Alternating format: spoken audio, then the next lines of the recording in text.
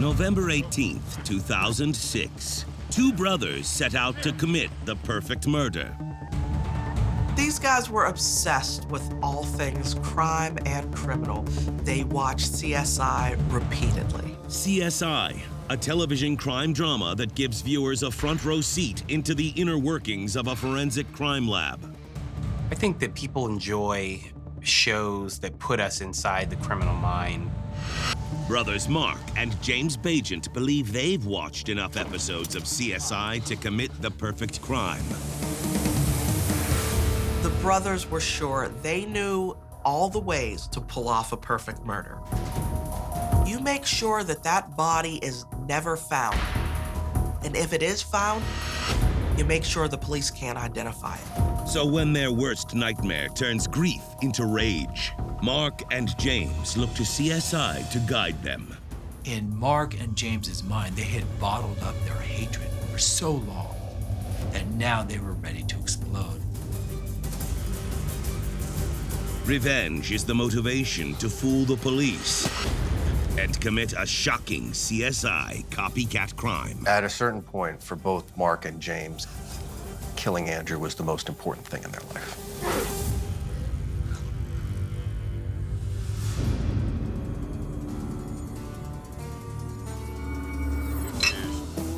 Everyone who's met Mark Baigent and his brother James knows the two aren't to be trifled with. The reputations tell us that they were bullies. These were two brothers you didn't want to tangle with. These were brothers that were capable of doing anything in order to get what they wanted. They've been together their whole lives, and they really don't seem to be a good influence on each other. Hey, bro. Raised by their mother Linda, the brothers' home life is somewhat unorthodox. Linda has a couple of kids with two different men, and she really seems to not be able to make up her mind who she wants to be with. So she's with one and then the other and goes back and forth multiple times between the two different fathers of her children. While Mark and James have similar personalities, their older half-brother, Andrew, couldn't be more different. Andrew is not like his half-brothers at all. While they're the neighborhood toughs, he's shy, he's quiet, and he's reserved. The boys didn't share the same fathers. Andrew had a different father. So it is possible, it's very, very possible, that Andrew inherited the traits of his biological father, whereas Mark and James inherited the temperament and personality of their father. It certainly makes for a good story. Despite the peculiar family dynamic, Mark and James adore Linda. They were very devoted to their mother. Whether they knew it or not, they would do anything she told them to do. Linda is the glue that holds this family together. She is the reason that everyone does anything in context with one another. To support his family, James works at a local factory, James was married with 3 kids. while Mark has a different career. Mark had a girlfriend, and he worked at the newspaper in town. But the brothers have ulterior motives in life. At nighttime, Mark and James were only interested in watching shows and movies where people were getting hurt and death was happening all over the place. Mark often fantasizes about becoming a real-life action star.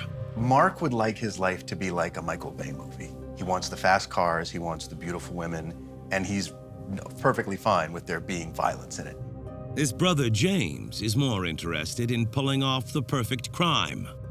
James is into crime books, into crime series. What intrigues James about these criminals is the idea that you could commit the perfect crime and get away with it. But the brothers do have one mutual obsession: the hit television show CSI.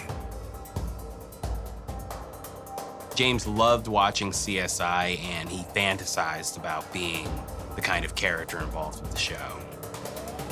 The brothers think that CSI was some sort of master course in becoming a professional criminal. Their DVD boxes should have come with a warning. Don't try this at home. Why do we like criminal shows that put us in the criminal mind. We all love a mystery. You're looking in how police and how detectives work, which is fascinating, of how they solve a murder. But in this family, three's a crowd. Andrew could not care less about the guns, about the money, about the fast cars. He wants different things from his half-brothers. He behaves differently. He's not interested in what they're interested in. Andrew was the black sheep of his family. He didn't get along very well with his brothers, James and Mark, and that could have been because the two would gang up on him.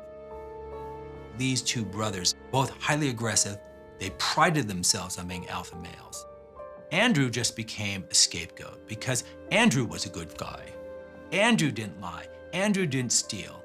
Andrew liked people. Andrew wanted to belong. The only thing these brothers can agree on is the adoration for their mother, Linda. The love for their mother, Linda, did bring them together or kept them at least civil to one another. But that agreement is about to be broken. In the summer of 1998, Mark comes up with a plan to develop his tough guy persona. Mark's image of himself was that he was, if you could call it this, a criminal wannabe. And one of the things he thought a great deal about was doing criminal acts. Mark had been bathed in the ideas that power is given to the aggressor.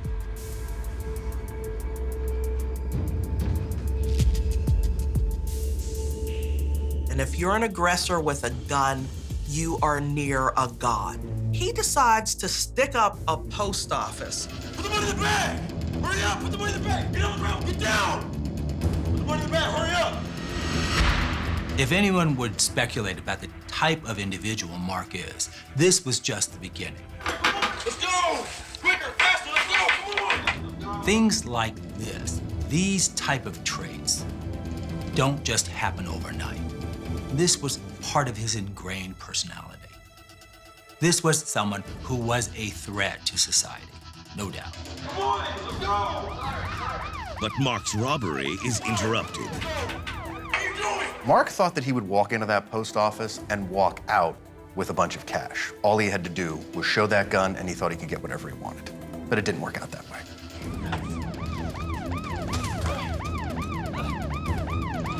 The post office robbery did not go well, did not go as planned. Mark leaves there, and he hasn't even stolen anything. Although Mark doesn't make a cent from the heist, he is able to successfully evade capture from the police. The fact that he didn't get anything, that's irrelevant. He still got away not being identified, and that was enough for Mark. Mark comes home and tells his brother James that he's just tried to rob a post office. Dude, do you remember that post office I was scoping out? Well, I decided to hit it today. And he's really amped up about this. He's proud of himself and he feels powerful. I said, put that money in the bag. He takes great pleasure in showing off the 9mm gun he used in that robbery attempt. I gotta start hearing sirens. You left the money. Mark thinks he's in the clear, but he's just told his oldest brother Andrew his darkest secret. I think Mark felt he could bully Andrew, he could pick on Andrew. There still was this sense that, hey, I'm a tough guy, I'm a gangster, I'm a criminal. But Andrew's conscience gets the best of him. Andrew's instinct on hearing his brother confess this attempted robbery is that he should probably alert the authorities. Andrew knows he has to do the right thing, but he's still very scared about it. He knows his half-brother loves guns and can be very violent, so he's taking a big risk here. Who knows what Mark could do to Andrew? And it's not just Mark that is on Andrew's mind. Andrew's scared because he doesn't want to wreck his family. He doesn't want to hurt his mother. Still, Andrew can't help but feel guilty anytime he thinks about Mark's robbery. He's holding on to this information. that he knows is wrong, but he's conflicted because there's a loyalty, but then there's a true need to tell the police. After much debate, Andrew's guilty conscience gets the best of him. It was more important for him to do what was right instead of what might have made his mother feel better. Happy to overhear my brother, my half-brother, talking about how he was at the post office that day. In Andrew's mind, his half-brother may have been a walking time bomb, and he needed to go to the police. Staying silent about Mark's crime would be illegal. But for Andrew, ratting his brother out to the cops might mean he's digging his own grave. He also is afraid of what his brother might do to him or have done to him. Mark and Andrew have never been very close, and Andrew's been afraid of Mark for a very long time. What's at stake? Everything. The family, and ultimately, Andrew's life. Andrew Scanlon is harboring a dangerous secret. I said, put that money in the bag. One that threatens to tear his own family apart. Andrew is home when his younger half-brother, Mark, bursts in the door and starts boasting about trying to rob a post office. It didn't go very well. He wound up taking nothing away. However, he counted it as a victory because he was never identified and he wasn't stopped, and he did get away scot-free. The information isn't surprising to Andrew. His brothers Mark and James seemed destined for the criminal life. Mark and James think that they've watched enough CSI that they can defeat forensic science and create the perfect crime. What Mark and James don't know is that that's fiction, and this is reality. Out of the three brothers, Andrew has always been the third wheel. He was afraid of his brothers and seemed to take pains to not be around them as often as he could. Andrew's torn, though, whether he should actually turn in his brother. He doesn't want to hurt his mom and break her heart. Ultimately, Andrew decides to do the right thing. Andrew decides to tell the police what he knows. I happened to overhear my brother, my half-brother, talking about how he was at the post office that day. He let them know that Mark had made an attempt to rob a post office and that he had a 9mm gun when he did it. Andrew knows that this is going to cause terrible turmoil in his family, but I think that Andrew knew that he had to do the right thing and that he would feel guilty forever if he didn't. The authorities immediately turn to Mark as their #1 suspect. The police on investigation find out that, yes, Mark was the attempted robber. Mark is arrested and sentenced to 4.5 years in prison. This was a huge blow to Andrew's family. They were all devastated by the fact that Mark was arrested and sent to prison.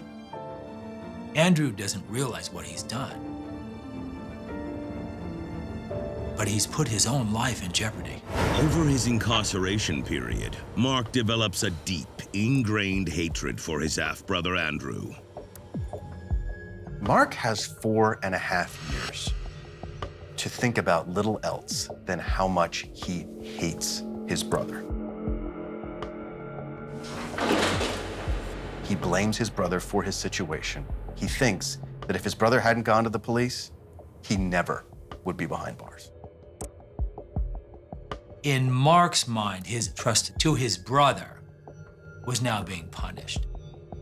So that created a tremendous amount of anger and resentment, which really, truly developed into thoughts of revenge.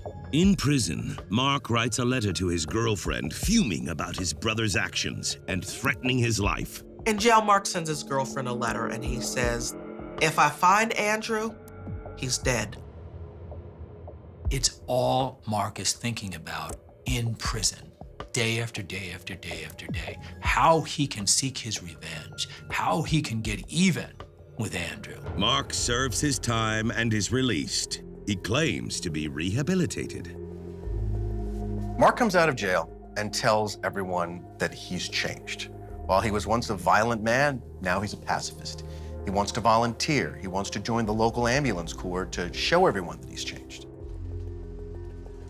When Mark gets out, he doesn't act immediately on his anger. He has learned how to manipulate, how to maneuver, how to get over on other people. So he tells everybody he's a changed person once he's released. He tells everyone that he's a pacifist now. But really, it's all an act. One day, Andrew visits Mark in an attempt to fix their relationship.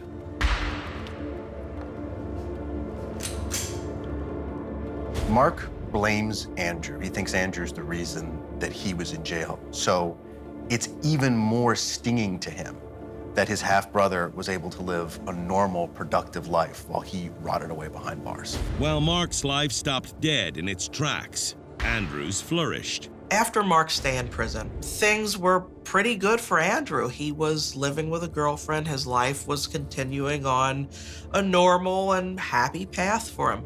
On the other hand, Mark was struggling to rebuild himself and rebuild his life after he was incarcerated for the crime that his brother told authorities about.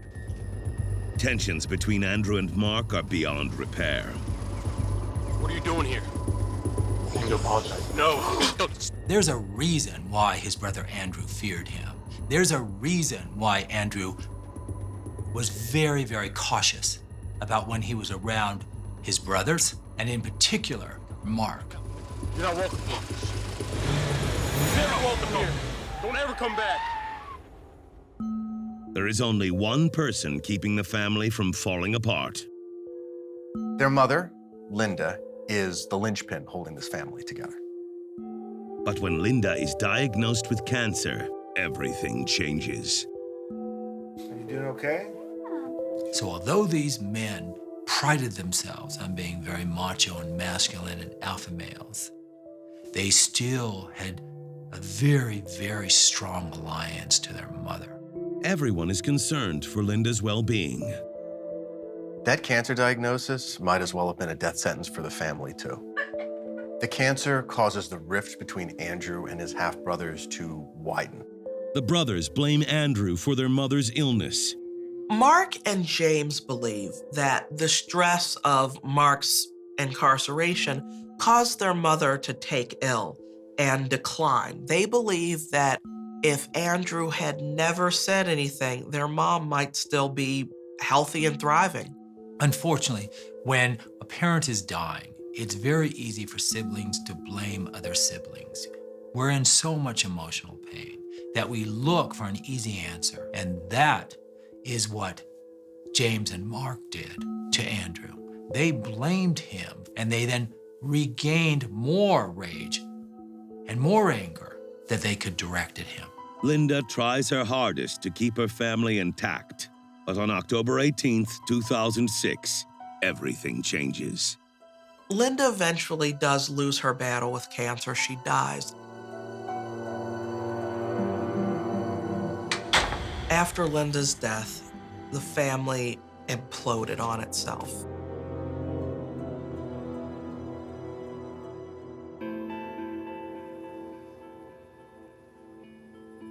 James and Mark never liked Andrew. They never liked him when they were children. They never liked him when they were teenagers. They never liked him when he turned in Mark, and Mark had to go to prison. And now they truly hate him because he caused their mother to die in their minds. Andrew! Andrew, open the door! For a family already teetering on the edge, Linda's death is the final straw. Where do you think you're going? Mom's funeral. Speak her name. You don't ever come around us anymore. You don't come to this funeral. If I see you there, I'll kill you. Once their mother was dead, James and Mark, after justifying their rage, could really let it explode onto Andrew. Mark went to Andrew's house to warn him not to come to their mother's funeral. It's incredibly extreme, incredibly cold, and very callous. After Linda dies, James and Mark declare that Andrew is dead to them. They want no parts of him, and he is no longer part of the family.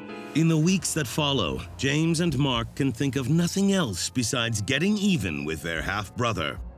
Mark and James, for all their flaws and faults, love their mother. And if somebody hurt her, there's no greater sin. It's a deadly sin. The brothers want to punish Andrew for everything they believe he's done. And lucky for them, they watch a television show that reads like a textbook on how to get away with murder.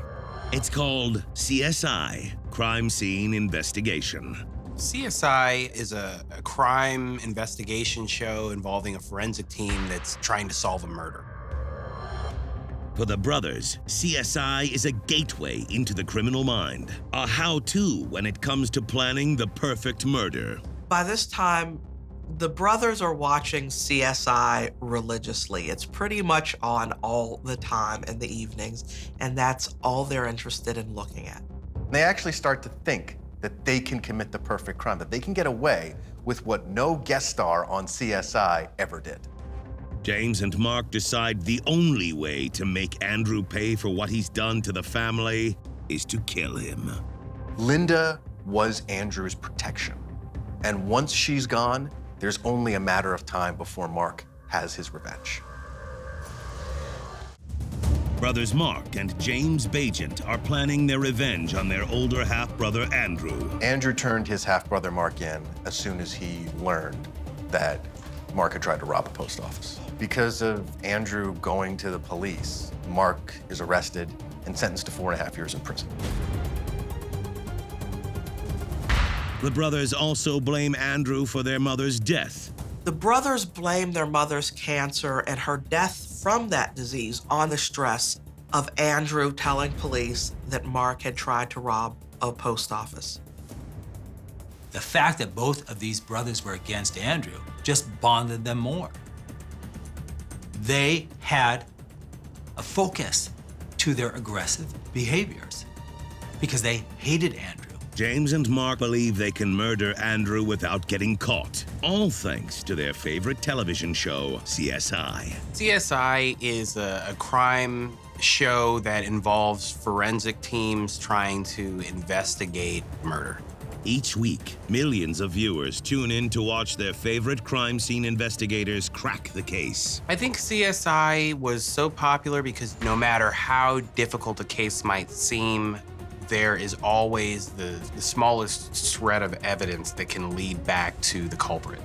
The show's popularity even changes the way real juries deliberate a case during trial. Prosecutors have named it the CSI effect. Now, more people are interested in the forensic evidence. Everyone wants to know about the DNA findings and what the forensic team has to add to the investigation. From watching the show CSI, Mark and James know they need to plan every detail of Andrew's murder if they're going to get away with it. The brothers also think a key to the perfect murder is to lure their brother Andrew to a secluded place. The plan is that when they get Andrew to the secret spot, they're going to kill him, they're going to cut off his head, remove his hands, and that way there will be no way for this body to be identified. After months of researching and binge-watching CSI, the brothers believe they have an untraceable plan. But to get away with murder, they will need help. They don't feel they could commit the crime themselves. They felt they needed a third person to help them. What's the plan? James and Mark bring in a friend named Jeff Woods. Jeff Woods is James's friend. He says he served in Iraq, in Syria, that he's a martial arts expert, and that he works as a bouncer. You want a guy like Jeff Woods on your side. He's always ready to throw down with violence. He's not afraid of being in a fight. The brothers approach Jeff and ask for his assistance. James asks Jeff, out of the blue, "Will you help us kill my brother?" Most people would probably not react the way Jeff did. Jeff was down for the cause. He agreed and said he was a willing participant. What it tells us about Jeff Woods is, my gosh, who are you friends with? When you ask, will you help us kill our brother? And the person agrees instantaneously, boy, you really know how to choose your friends. Like-minded people find each other. Like an episode of CSI, Andrew's murder plot is taking shape. They have their plan, they have their manpower. Now they need supplies. In their favorite crime show, DNA evidence brings down even the most professional killers. Investigators are getting evidence and DNA from the crime scenes in any episode of the show. They'll match that evidence to a suspect or maybe someone that they didn't even realize that they should be looking at in the case. James knows from CSI that he can't leave any DNA behind if he wants to get away with the crime. He also knows his brother will likely put up a fight. A staple plot element in a lot of the episodes of CSI is that the victim will struggle, and sometimes he or she will scratch or dig at their murderer. Because of that, DNA evidence is left under the fingernails. The brothers believe that they can eliminate any possibility of struggle by simply handcuffing Andrew. It's only natural for them to want to bring latex gloves, which also will keep skin cells from getting onto the crime scene. This was a thought-out plan. This was not something spontaneous. This was not something based on impulse. This took a considerable amount of time. They were going to succeed. In CSI, the investigators uncover every significant detail when trying to solve a crime. Nothing gets by the CSI teams because they put in a lot of effort with each case and they refuse to give up until they find whoever's responsible. But in real life, James and Mark believe they will always be one step ahead of the police.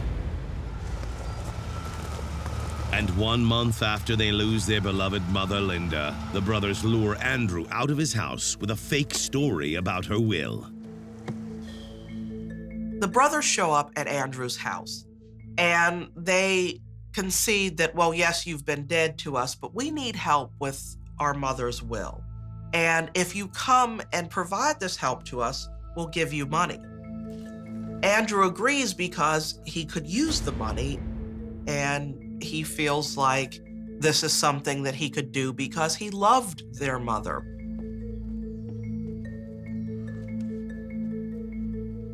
Despite years of bullying by his brothers, Andrew gets in the car. Here we have Andrew, who was threatened by both his brothers, who was told he could not go to his mother's funeral. He was incredibly optimistic, and that is really, unfortunately, his downfall. He believed his brothers, and maybe even he wanted to believe that they had forgiven him. They were luring him to his death by using their mother in a way to help manipulate him. Andrew hopes this might be the beginning of a family reconciliation. Andrew has no idea that just like in the CSI shows, he is one commercial break away from his own grisly murder. James and Mark Baigent are driving their older half-brother Andrew in the clutches of a copycat crime. Motivated by the television crime series CSI, the brothers think they know how to get away with murder. The brothers blame Andrew for their mother's death from cancer. This was a thought-out plan. James, Mark, and Jeff spent hours watching television, watching CSI. They wanted to figure out what would be the perfect murder. During CSI's 15-season run, the fictional crime lab took down many criminals who thought they could get away with murder.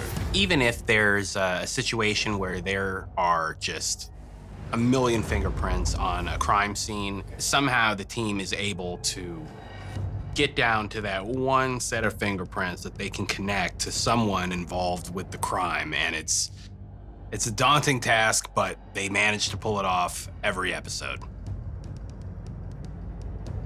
James and Mark believe they've watched enough episodes of CSI to pull off a flawless murder. They went around and purchased a UV light. They went around and purchased tape.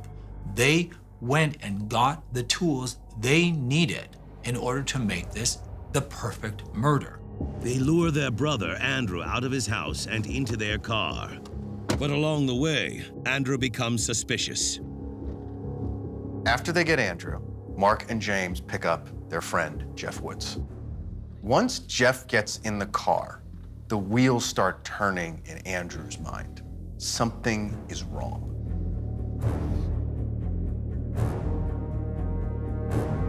At this point, Andrew is starting to question what's really going on here. If this is something Will-related, why is there some strange guy around? And why aren't they getting to the Will stuff? What are they driving around for? Mark can sense Andrew is getting anxious. He knows the time to strike is now. The men pull over on the side of the road and force Andrew out of the car. Andrew is out of the car, and now Mark and James's plan kicks into high gear. Where are we? Andrew now recognizes that this whole thing, this whole setup about their mother's will, was just a ruse to get him in a vulnerable position. Let's do this. They pull out a knife, and they handcuff Andrew. Okay. You don't need to do. Jeez, shut up. And now he's in a remote place and nobody knows he's there except his brothers. They take him deep into the woods so Mark can have his revenge.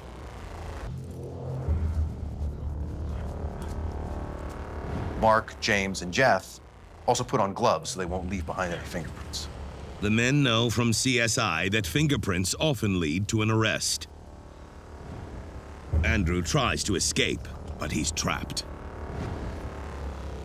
His whole life has been to be bullied and picked on, and now there's 3 guys against him. Give him the bat. They have him with no escape, in isolation. All he can do is plead with them for his life. But Andrew's cries go unnoticed.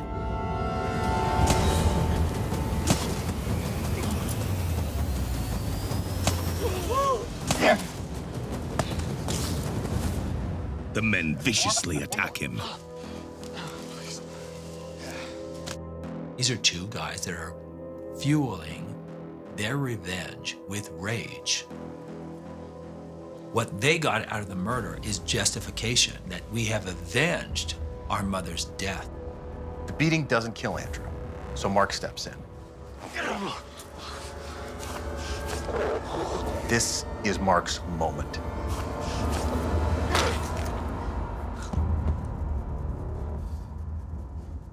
He finally has his revenge by breaking Andrew's neck. Even though Andrew is dead, these 3 guys are going to engage in overkill.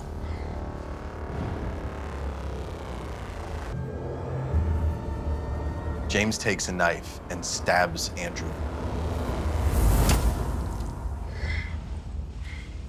That's right.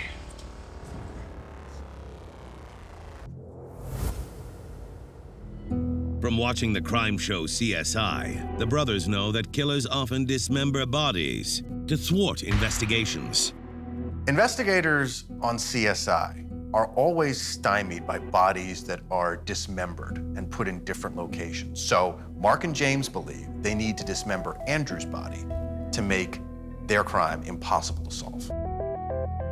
The CSI-obsessed siblings decide to cut off Andrew's head and his hands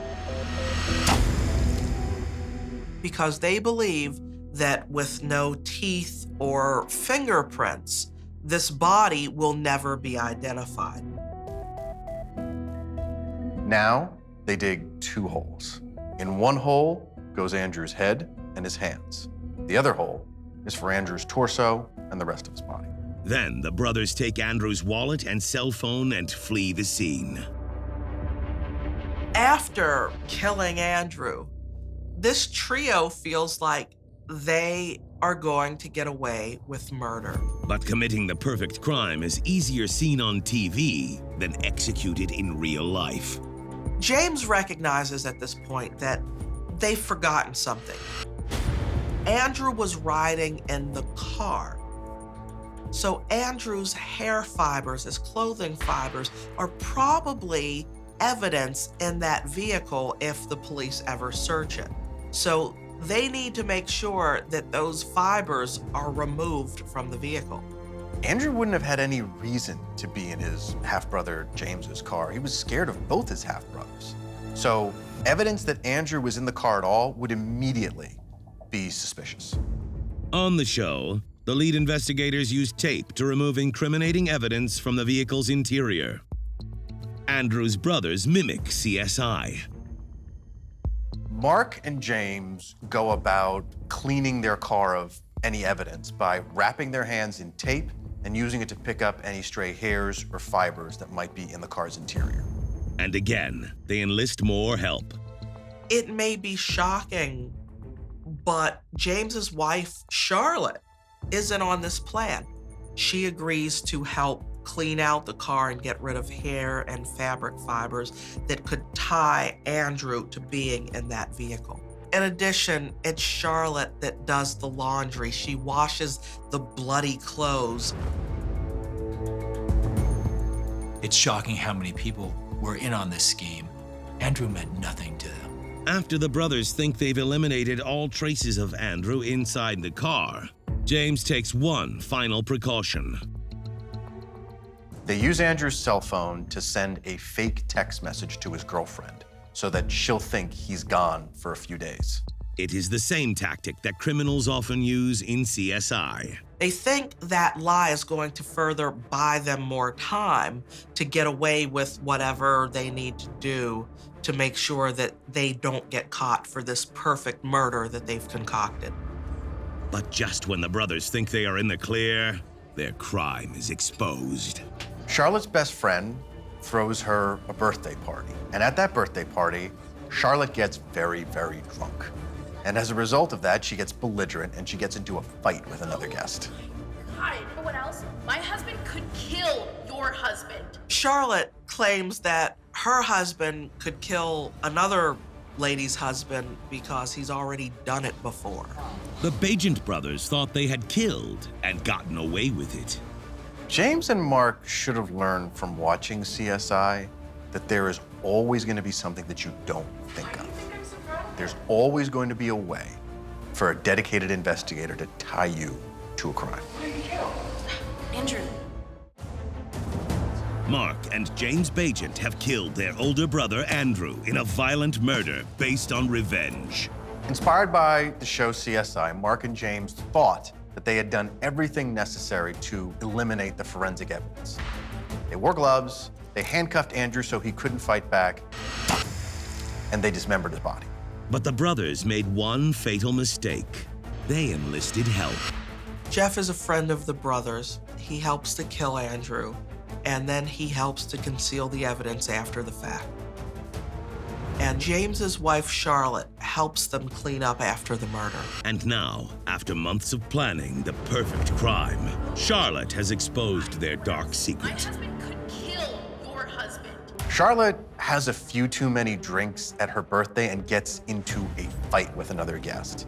She threatens this guest, and someone overhears her saying that her husband killed Andrew. Andrew? Yeah, Andrew. Although the police aren't aware of Charlotte's confession, what the brothers don't realize is that Andrew's girlfriend has reported him missing. Andrew's girlfriend doesn't believe that the texts that came to her were actually from Andrew. She goes to police and reports him missing, and they start to look into, well, where is he then? And that leads the police to put a trace on Andrew's bank account.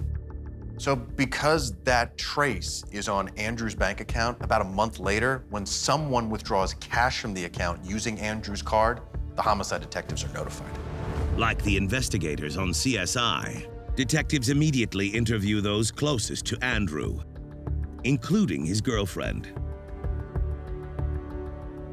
Andrew's girlfriend tells police about the text message, but she also tells them that the last time she saw Andrew, he was leaving in a car with Mark and James.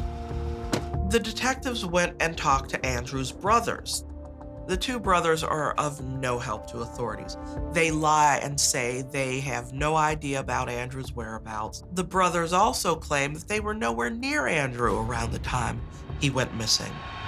But the police aren't buying it. Despite their innocent protests, police feel like something is off here. They don't believe the brothers' story at all, that they know nothing about Andrew's disappearance. They go check phone records, and the phone records tell an incredible story. Mark, James, and Andrew were all within the same area the night Andrew disappeared, and their phone records prove it. The brothers may have used their love of CSI to cover their physical trail, but they didn't realize they left a digital one. Detectives are able to use the cell phones to trace their locations, and it shows that Mark, James, and Andrew were all heading to the same place at the same time. They were in the car together. Cell records also confirm that James's friend, Jeff Woods, was near them. In the course of the investigations, police see that James's phone has called a particular number a number of times around the time of Andrew's disappearance. They find that that number belongs to Jeff, and that's how they connect him to the brothers. Detectives bring Jeff in for questioning. Jeff Woods is a big, tough martial arts instructor, supposed military veteran and bouncer, but once they get him into the interrogation room, he completely cracks. He tells them everything they want to know. I did not want to get involved with this, believe me. I think Jeff cracked because there's every reason to crack. He didn't have any alliance to these guys. He knew, and he was going to be spending a lot of time in prison unless he did sell them out. James, Mark, and Jeff are arrested for the murder of Andrew Scanlon. During the trial, Mark tries to blame Jeff. He says that he was joking around about wanting Andrew dead. Jeff took it seriously, and Jeff did all the dirty work. But that isn't the only twist in this evil family crime. In addition to all this, it comes out that Jeff has been having an affair with James's wife, Charlotte. Jeff screwed James coming and going. He got him connected to the murder plot, and he broke up his marriage. Just like the most evil criminals on their favorite show, CSI, Mark, James, and Jeff are found guilty of murder. Their sentence is life in prison, but they will be eligible for parole. For James, that comes in 24 years. For Mark, 22 years. Jeff Woods, he's eligible for parole after 20 years. Just like almost every episode of CSI, the cops get their man, and sometimes women. Charlotte, for her part in the crime, was sentenced to a year in jail. During each hour-long episode of CSI, the Las Vegas Crime Lab investigators catch the criminal and solve the case. Mark and James made the same mistake as every CSI guest star ever.